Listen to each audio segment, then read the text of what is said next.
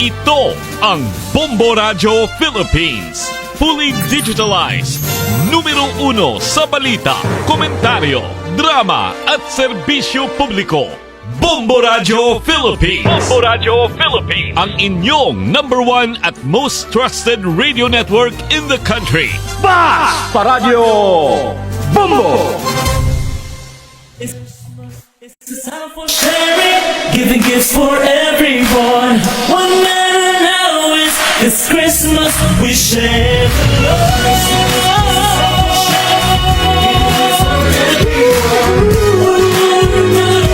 It's Christmas.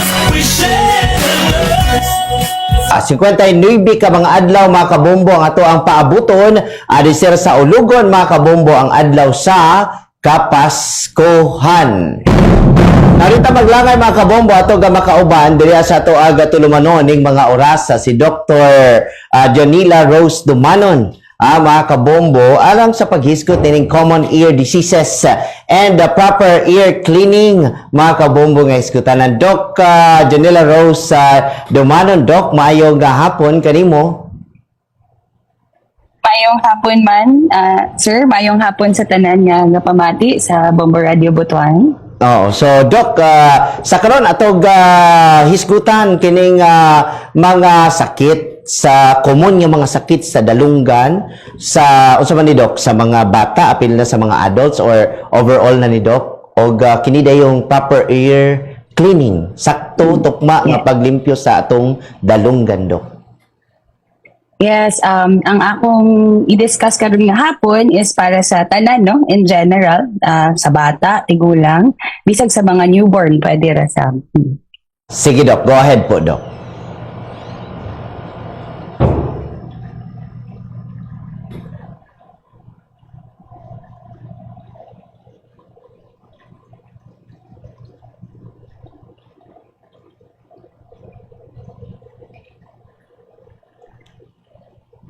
Okay, let me just share. Sige, Doc. Kung doon na mo yung mga questions kag Dr. Jonila Rose Dumanon, mga kabombo, feel free lang nga ipabot para sa paghuman sa iyang pag-discuss nini. Ato pong ipabot ang inyong mga gusto nga masayran o masabtan o naay mga queries pod. So, okay na ta, Doc? Sige, kana, Doc. Makita na, Doc. Makita na ninyo? Yes, okay Doc. na? Opo, Doc. Okay, sige. So, mayong hapon sa tanan, no? Ako si Dr. Jonila Rose Dumanon. I'm an otolaryngology, head and neck surgery specialist sa Allied Care Experts Medical Center, Butuan. So, commonly known sa uban as ENT specialist, no? So, karon nga hapon, ang atong istoryahan is about mga common ear diseases and proper ear cleaning. So, ang atong ears, atong dulunggan, naanay tulukad parts, no? Naay outer ear, middle ear, inner ear. So ang outer ear mo na atong common na makita kanang atong makita sa gawas ang ang mas makita nato sa gawas. Tapos ang sasunod sa kanal niya.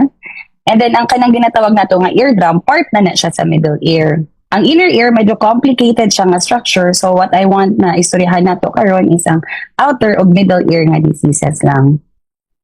So, sa diseases sa dulunggan, sa outer ug sa outer ug middle ear, naanay congenital or kanang pagkaanak pa lang sa atoan naapoy acquired na diseases, no? So, these acquired diseases naapoy inflammatory or tumors. Inflammatory kasagaran infection, tumors na ay bukol. Ang tumor naman pwede siya benign or malignant. Malignant kanang cancerous. So, karon nga hapon, we will focus on inflammatory and benign diseases. So, una, na ay ang ginatawag nato furunculosis. So, furunculosis, ang cause ani kay kanang buhok bitaw sa atong dulunggan, mag-inflame dira, no? Sa kasigig katandog, maghubag siya. Commonly caused ni siya by bacteria such as Staphylococcus, Streptococcus, Pseudomonas. Kasagara nato mabati ani, magsakit ang atong dulunggan, maghubag, magpula, or naay muburot, no? Siyempre, ang tambalan ni antibiotics. So, dapat magpakonsulta sa doktor. Next, ang common yun ni, especially sa mga bata nga mahilig mag-swimming, no? Or bisag sa adults, no? We call it otitis externa or the swimmer's ear. So, kini, swelling ni siya sa entire nga external auditory kana, makita ninyo na sa arrow, no? So, common cause, simra atong furunculosis, Pseudomonas, Staphylococcus. So, kasagaran ani, magsakit, no? Hubag, katul, maghinay imong pagpaminaw, no? Na mga discharge o kanang kanibitang diri tusoko nimo sakit siya na we call it tragal sign mo common gid na kaayo sa otitis externa.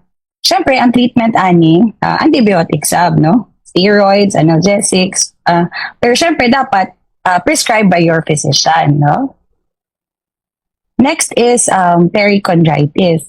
So ang perichondritis common cause of infection ni siya kanang after bitaw sa kanang maigo ang imong dulunggan kanang sa nagbulakag basketball na sikuhan imong ears or na kay kasumbagay naigo imong dulunggan na so pagkaigoan na maghubag cause of inflammation maghubag siya then magka-infection siya caused by Pseudomonas no so kani siya dapat gid ni siya i-treat og antibiotics no o kinahanglan i-incision and drainage kanang gisian siya para mugawas ang mga nag-ipon dira nga dugo no or infection kay kung dili kung pabayaan ra na nimo pwede siya mahimog kanang cauliflower ear atong ginatawag no or kanang boxer's ear nga mura siya mag-flowery ang iyahang itsura sa appearance sa imong dulunggan. Ang next automycosis. Caused na siya by bacteria nga tinatawag na to Candida albicans, Aspergillus niger or Aspergillus fumigatus, no? So pinaka-common gid aning fungal infection ngani is kanang katul kaayo ang imong dulunggan. Nya maghubag, nya naay baho nga discharge, no? Kanang mura bitaw siya mag-flaky, no? Sakit kay uncomfortable gid kaayo. Kani siya ginatagan po nato ni topical nga antifungal kanang drops ra pod. But syempre, kinahanglan siya limpyuhan, no? Ear cleaning. So, dapat, maatagid sa doktor, magpakonsulta. Next, dili na siya infectious cause, but i-appeal na ko dili kay very important, kay common gid ni kaayo, especially sa mga children. Bisag mga tigulang, naasab niya siya. Impacted cerumen, no? Ang impacted cerumen, kung makita ninyo ni sa picture mo, ning sa gawas, no? Sa left ear, kita ninyo ning yellow nga part, mo na siya ang dira nagbara ang cerumen. Unsay cause ani? Kanang sigitag pangatuli ba? Sigitag limpyo, matsulod nato pa sulod ang earwax or ang atuli. Kung tan-awon na namo sa among otoscopy, mo ni iyang appearance no. Itom nga mga 1 cm ang uban 2 cm kada daghan kaayo na ni itong gid siya nga nagpilit gyud sa ear canal no. So, tungod ani, kay naman siya, nagbaraman siya sa ear canal, mag-cause siya sakit, sa katul. Siyempre, kay naibara, dili ka dungog, no? So, muna ko mo ato sa clinic, or bisan gani sa emergency room, nga dok, nikalit og sakit, no? Kay kuan di ay, naaday earwax na nagbara sa iyang ear canal, no? So, unsay treatment ani? Binhatagan na mo ni pampahumok sa atuli, tapos after na, kinahanglan gid ear cleaning, no? So, kani siya, di man siya infectious, pero kinahanglan yun mabantayan, kay especially sa mga children, kay abi nimo bungol ang bata, di ay na lang, di ay siya earwax na kinahanglan i-clean, no? Kung pabayaan po niya siya, pwede siya mahimong mag-cause of infection, kay maipit man niya ang kanal, so maipit ang lining sa imong kanal, pwede siya mag-lead to further problem, no? Next is ang benign external ear tumors, no? Kaning keloid formation, kanang mahilig magpa-ear piercing, no? Kanang diri nga side sa ilang dulunggan. Kung keloid former ka, pwede na muhubag nga nana kadako, no? Ang problem ani, kinahanglan nato siya i-remove, ma-deform imong ears, no? Kay kinahanglan man nato i-cut ang diri nga portion, sumurag magamay ang imuhang imuhang pina. So, unta ka ng mga kabalo na gyud nga keloid former sila, likawan lang nato ning ingon ani kay pwede gyud nga magka keloid formation sa ears kung sige ear piercing. So now we go to the infectious sa middle ear na side, no? So after dito sa eardrum na nga side. So we have otitis media. So Ang otitis media, pwede na siya acute or chronic. Acute meaning in a short period of time, nag-infection ng imong dulunggan, no? Chronic, kung nadugayan na, nabot na ila ka semana, chronic na siya, magka-cause siya other problems. So first, kung acute otitis media, na siya ang imong ma-feel, pareho rapod sa chronic, no? Magdepende lang na sa kanang number of weeks na nahitabo ang imong gibati. So, unsa ni siya? It's a middle ear infection rather. Tapos ang cause ani pwede viral, pwede bacterial. Common ni siya sa children, no? Tapos ang common cause kanang strep, varicella. Ang treatment po ani antibiotics. Ganong common sa children. Naamagod tayo ginatawag ng eustachian tube, no? Ang eustachian tube gikan na sa atong ilong, padulong sa atong dulunggan. It's a passage gikan sa ilong. Kanang passage, ang iyang naana siya angulation niya ba? Kung bata pa, medyo straight siya. So kung nakay sipon, paspas siya mo ato sa ears, no? So common sa ilaha nga ma-transfer ang imuhang sipon mo ato sa dulunggan, mag-stay dito, dili mabantayan, mapasagdan ra. So mag-lead to mag-grow dayon ang bacteria mo nang mag-lead of infection. No? So if makita ninyo diri sa picture, hubag, no? Ang eardrum dapat kani transparent man ni siya itsura. Pero diri hubag siya kaayo, no? Nya pula. So naay daghay stages sa otitis media. So una kanang uban gamay ra ilahang bation. So pula pa lang siguro na. Nya kung sakit na kaayo na sa exudation stage, kung magbasa-basa na suppuration stage na nga tapos pagkahuman, it's either mag-complicate or maayo. Kung mag-complicate, mabuslot na ang imong eardrum. So that's why it is important sa mga akong ginapanawagan ng mga nanay nga kung ang ilang mga anak, gabasa ilang dulunggan, gasakit ilang dulunggan, dili pasagdan, no? Nga, okay ra siguro ni, nawa man to sa una. No, dapat mo atugid sa doktor. Kay kinahanglan makita ang dulunggan para ma-check, malimpyuhan, matanaw kung naabay infection, madapatan og insakto nga tambal. So, naapoy ginatawag na otitis media with effusion kaning naa sa right side. Mas common sa kadtong masudlan siya og nagikan sa ilong, no? Katong kaganina akong giingon, otitis media nagikan sa ilong mo ato sa dulunggan, nag-grow ang bacteria. Kani siya wala pa ni nag-grow ang bacteria. Naalang dito, nagsudlan ng tubig sa sulod sa iyang dulungan. Pero dili po ni kanang sa swimming, no? Kanang uban nga mag-swimming, niya masudlan nila tubig, no? Dili na mao ang makos ani. Kani siya, gikan siya sa atong ilong gadto sa dulungan. It's a different thing, no? Ang treatment ani, same rapod, pareho ra sa otitis media. Initially, observe ra na to. Pero kung mulala, then maghatag ta og antibiotics. Kani cholesteatoma, in a summary ani kuan siya, infection ni siya dira sa sulod sa imuhang dulunggan nga kanang from otitis media nga acute lang napasagda na hemochronic, pwede mag-develop og ingon ani, no, cholesteatoma. Kani siya mo ni ang surgical side, no, pwede mayon ani nga kaso kinahanglan niya siya operahan kay nga, no, uton man na niya ang kanang bones dira sa imong dulunggan, and possibly pwede mag-lead og infection sa nearby structures. Unsa may nearby structure sa ears? Atong brain, no? Diri sa muscles nato diri panaog, no? Ang atong naong pwede pod mag-infect. Gikan sa ear na problem kung pasagdan nato. That's why kung sigig basa ang dulunggan, magbaho ang dulunggan, dili kadungog, sakit pirmi, kinahanglan ipa-check, no? So kana pong atong paggamit og kanang earphones, no? Kung sige nato nagamit in a day, naka-contribute og mga ear infections, no? Which katong mga na-mention ako earlier. So, now we proceed to proper ear care. So, unsa ang atuli or earwax? So, importante ang atuli actually sa atong ear canal para smooth lang ang kanal. Kanang dili siya ba mahimong dry. Kaya kung sige kag limpyo, makuha nimo ang earwax, mahimo na siyang dry ears. So, unsa dapat ang insakto na paglimpyo sa dulunggan, no? Kanang mga limpyo sa ears, no, with cotton buds. Are these good materials for ear cleaning? Saka ha, no? Actually, they must not be used, no? Sayop gid na nga ginagamit nato ni siya pag clean sa atong ears. Kay nga no, the more nato ginagamit ang kani, no? Kung sige og gamit og cotton buds, mas musulod pag yun ang atuli, no? So dili man na nimo makawit pagawas. Sulod man gid na, no?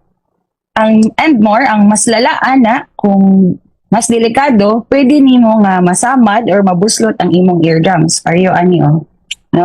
Sa mga dili medical field, wa man mo ka dili man ta expert gyud sa kung unsa ni kalalom atong itusok, no? Naanay ka ng usual length, no? Naanay usual length sa kada ear canal, pero lahi man kada tao na may uban nga mubura, na uban nga taas pod ilang ear canal na apoy angulation. So bisag mo yung kabalo ko kaya ako ning lawas, no? Kuan man nagi tsansa, no? Ang problem gani actually common ako ni ma-encounter sa una to na sa akong training pa na time, mabuslutan ang ilang ear canal kay kanang bata nagamit og cotton buds. Ang ni duol ang manghod, nakigula, natulod niya iyang ate, natuslok na hinuon ang iyang eardrum. So it's it's not safe, no?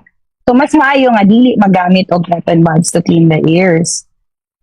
So, once again, ay dapat ang insakto nga paghinlo sa dulonggan. So, magamit ta og kanang humok nga tela, no? Medyo basa nga tela, kana after we take a bath, and then just clean, no, the ear canal. Yun lang, like the picture. Just clean it. Dili ka or you can use your pinky finger, then isulod nimo with the tela ha, tapos isulod nimo sa ear canal, then muna na ang proper ear care. Sa mga naanad mag cotton buds, mungin mo, Dok, gusto gid na ako, Dok, mag cotton buds, kay naanad na jud ko, mo gid akong gusto. Dili gid na ako naghapon yung advice. Mas maayo, may pamodto na lang mo sa ENT, magpalimpyo na lang mo ears, no? Okay, ang atong ears, self-cleaning. So, bot pasabot, bisag walay paglimpyo sa ears, dili ka magamit og cotton buds, mugawas ra gid na ang hugaw. You don't need cotton buds. Okay? So, kana sa magpakonsulta sa doktor, kung naamoy gibati sa inyong dulonggan, magpakonsulta gid dayon sa ENT nga doktor, no? So, mo na ginatawag na ito nga ORL HNS specialist or otorhinolaryngology head and neck surgery. So, sama na ko og sa iban pang ENT specialist sa ACE og dili sa Butuan. So, mo na ina akong gusto i-share sa inyo. Salamat kadiyaw. Oo. So, Dok, kanila nga sa kuan lang, basta ang klaro ana, kung nanagibati sa dalunggan, labing maayo, magpa-check yun sa doctor. Mao gina siya number 1. Yes, sir. Maugid na dapat. Oo. And hinuon, mula gito ng kapangutan ako ganina, Dok, kung adult, murag kaya nato, no? Pero og how about sa mga bata, mo akong kagulaan, nakoy ikuan diri na jot down. How about og masudlan og gatas ang dalunggan sa batang, sa masuso? Dok, naba na siya effect sa bata? Sa iyang ears? Yes, so actually, na-effect kung masudlan siya og kanang milk, no? Oh. So, mas maayo og mapa-check ninyo. Pwede man ninyo siya i-clean lang. Kanang sa gamit nito ang pinky finger sa bata, So, okay, kung pinky finger sa ang bata ang nasudlan, yung pinky finger yung gamiton. Pero gabutan nga ni mog tela, mo absorb man na ang water. Mo gawas ra pud na siya ang water naturally. Or kung milk man. Pero kung daghan gyud na sulod nga milk, siguro mas maayo ipatanaw ninyo sa doktor kay kung mapasagdan na dira kung dili magawas, pero naturally magawas raman na siya, sir, ang milk nga nasulod. Same bitaw sa kung mag-swimming ta, di ba, panagsa feeling na itong nasud na mordag nabungol ka dali kay nakasulod ang water, magawas ra pud na siya naturally ang tubig. Ang uban na matog na, pag matog na mura ikulob nimo. Pwede ra. Magawas na siya naturally, magawas na ang tubig. Oo, and how about kining mga insects, Doc? Musulod sa mga dalunggan, di ba? Yes, that's a good question, no? Kaya wala ko na-include. Kung naagani insekto musulod, pananglit, cockroach or any insect nga imong na-feel nga galihok. ang pinaka first aid nimo nga buhaton kung na layo kay mo kay bali wa mo scan na di mo kaadtog ospital bagyo or unsa dira na diligid mo kaadto dayon sa emergency room, pwede ninyo butangan og oil, no? Baby oil. Baby. Para ang kadtong insect muundang siya ba og lihok. Dili na siya malumos siya sa oil. And then Oo. after that, kung sakit siya, pwede rin nimo moadto dayon mo og kung musakit siya, pwede ninyo imnan og paracetamol, no? Kay sakit man, example, dili ka kaadto gid sa ER. And then you go to the hospital on the next day, no? Kung dili feasible nga makaadto mo anang gabi una, no? Kay basta importante dili na siya mulihok ang katong pero kung sige gid siya lihok, sakit kayo, ito lang sa emergency room. Lagi kay kung mulihok murag tungod kay duol na kay siya murag grabe na kayo pod ka zoom ang tingog ba ang audio. Grabe kay ka kon mo rattle ba ng uban mga tao Dok og masudlan sila. Yes. So pwede baby oil. Yes, pwede ra baby oil. Oh. So, actually, ang among ginabutangan na, kung abot mo sa ER, butangan nagyapon na namog baby oil para dili na mulihok. And then after that, kimpiton na namo pakuha, pagawas ang Okay. ang insect. Makadumdum ko sa una. Grabe no, matiguang na kita ni sa una. Di daw, makuhan ko ka ng ilamang, unsa term na to, nasa buhutan og tabako or cigarette, di ba? Mostly, kung madumduman ginagawa Yes. sa una, mo may ginabuhat sa mga tiguang niya. Murag, mabalaka ko kay, ang nicotine, murag imong bumbahag nicotine, imong dalunggan na effect na, Dok?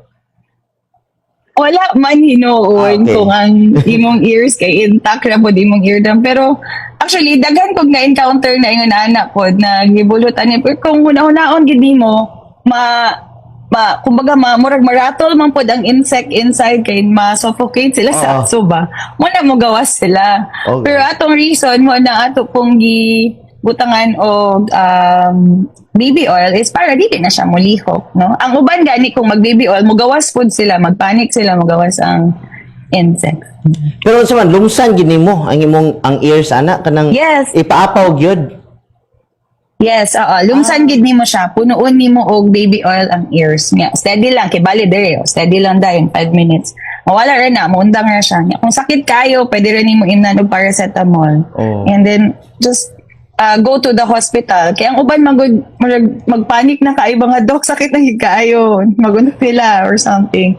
So just calm down, butang ilang ninyo og baby oil and then go to the hospital. Oo. Kung kaya makaadto O hospital. buhutan po, basi pagbuhot mo, dasok na og samot dito tong mananap na sa sud sa imong dalunggan, di ba? Mas hadlok, layo na hinuon siya, Dok. Kung bulutan, actually, kung bulutan, basig mapasok ba? So, No. mo na ang dili nice for it. So, although, kung intact ang imong eardrums, kung walay buslot, dili jud na kasulod ang insect dira. Taman ra gid siya sa imuhang external ear.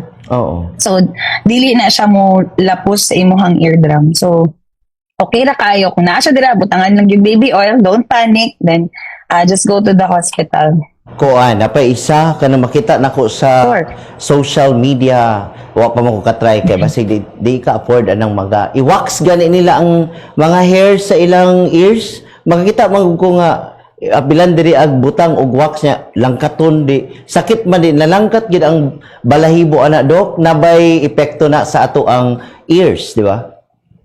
Yes, actually, that's a good question, sir, no? Kay ang ato man kung ear canal, thin ra kaayo na siya og kanang skin, no?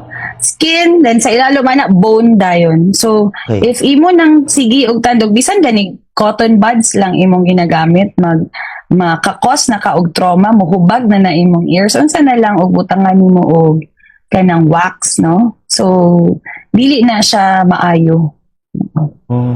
Anya murag pugson ang balahibo nato. So basing katong na mention ganina unsa to nga kuan infection nga tungod sa hair infection. Furunculosis. Yes, oo. So maghubag dayon ang ang iyahang ear canal, furunculosis. Yeah. So masayo. Sakto, sir. Masayo unsa tawag Yes. kanang maapektuhan ang basing maapektuhan ang sulod nga motubo nga hair. Di ba? Muto pa man gyapon ng hair dira, pero they're very small, Oo. no? Na halos dili na gani nato makita. But mas maayo og dili gyud. Dili magpa-wax sa iyang ears, no? Kay i-try ra gud og pa-wax sa imong tiil. Sakit man magpa-wax sa tiil. Unsa na lang kag sa dulonggan. Lagi So- yun. Lisod, di ba? Bisa, normal, sa ilok, ginaibot. Sakit ba ya kung buto na unaon? Yes, yeah. Sige. Ang kuan, sa pamani, kaning mga common man good mostly ginabuhat nato ba sa ato ang mga dalunggan. Kanang katong sunugon, unsa na dok kanang sunugon para musuyop daw ang earwax. Ear candling ana. Dili po siya.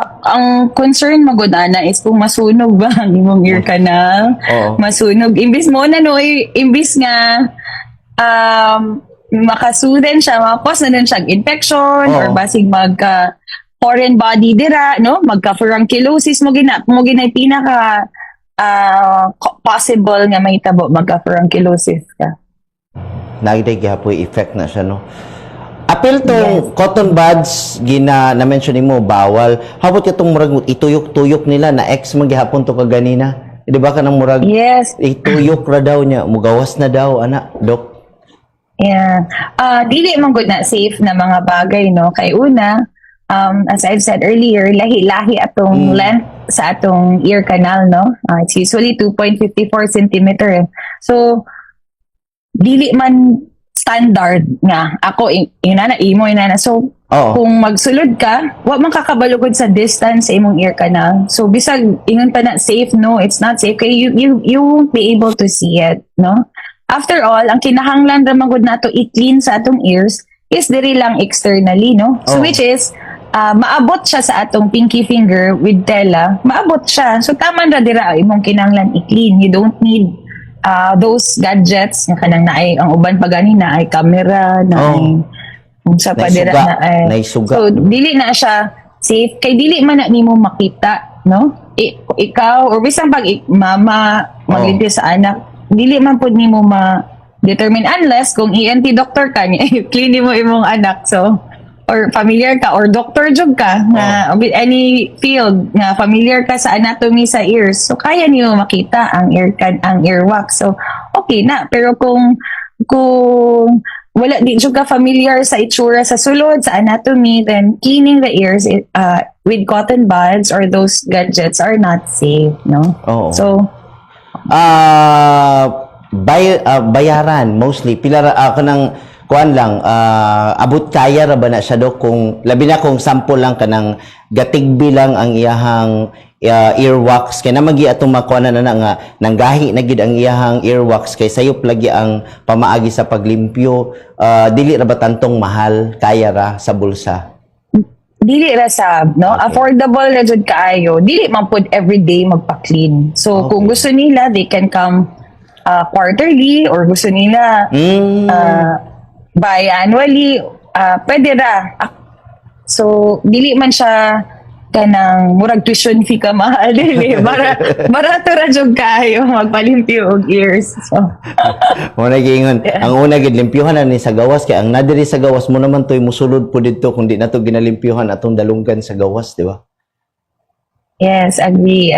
Oh, good. Sige, Doc Janela Rose Dumanon, Doc, daghan jud kayong salamat Doc ha sa kini aga information og ingon man sa kining mga normal nga ginabuhat nato nga murag di man gid mawala kay ginabuhat man gid sa mga tao naa gid ay mga sayop ani nga ato nga mabinuhatan og at least kabalo ta karon kung unsay angayan og dapat pod nga pagabuhaton. Doc, salamat jud kay gawas na lamang do na kay panapos pamahayag, Doc. Salamat kaayo, sir. Thank you so much, Bombo Radio Butuan, for inviting Live Care Experts Medical Center Butuan for this regular na mga discussion, no? There sa inyong station. Thank you kaayo. Kung naay mga gusto magpakonsultan, open gid me sa ACE Medical Center sa nami mga ENT consultants. We also have other ENT consultants at ACE. So kung namoy ear concerns, pwede gid kayo magpakonsulta dito sa amo. So we are open Monday to Saturday man sab. So sa among mga clinics mostly. Sige, Doc Dumanon. Salamat kay Doc. Mayong hapon. Thank you. Mayong hapon sa tanan. Thank you. Talagang salamat. So, si Dr. Jonela Rose Dumanon, mga kabombo, ato nakauban sa Iskutanan, may kalabutan anang sa, dalunggan nato mga kabombo.